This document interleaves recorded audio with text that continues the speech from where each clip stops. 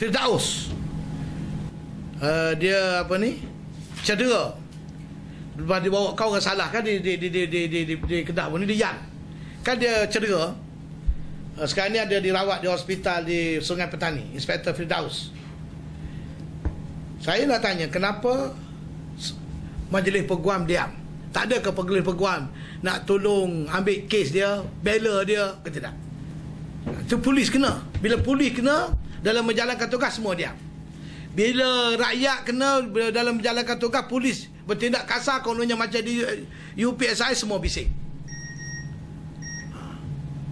So bila dulu Kugang yang apa ni penarik kereta tu berlaku dalam lock up apa dulu dengan polis, polis kejam.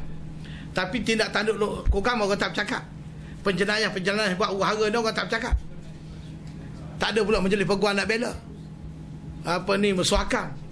Termasuklah Inspektor Firdaus ni.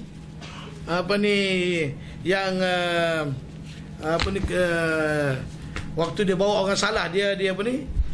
Dia apa ni? Diserbu oleh penjenayah sehingga luka, masuk hospital. Tak ada siapa bercakap pun, tak ada siapa condemn pun.